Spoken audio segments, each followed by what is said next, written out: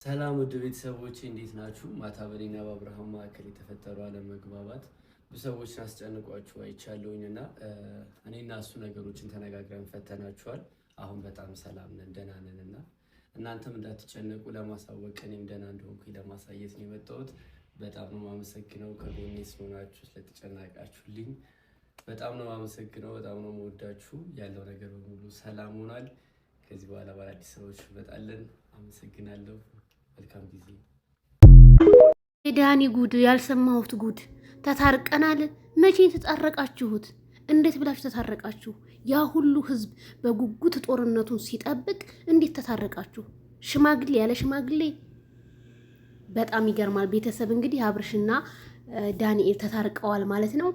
የሚገርመኝ ነገር ሶሻል ሚዲያ ተጣልተው ይመጣሉ፣ እርቃቸውን ደግሞ ከካሜራ ጀርባ ነው የሚያደርጉት። እና ለተጨነቃችሁ በሙሉ ተታርቀናል፣ ተርፍ ያለሁኝ ራሴን ብለውኛል፣ ግን ያው ተርፍ ያለሁኝ ብሎ ዳኒ መልእክት አስተላልፏል። ሰሚራ ያላየሁትኝም አይገርምሽም? እና በጣም ነው የሚገርመው። እንዴት ሊሆን ቻለ? እንዴት ህዝብ ሳያይ ህዝብ እርቅና ድርድራችሁን ራቁት እንደዛ ወጣለሁ ብለህ እንዴት ልትታረቻልክ? እንዴት ዳኒ? አይ ነገሩን ማይክል ጃክሰን አሸንፈዋል።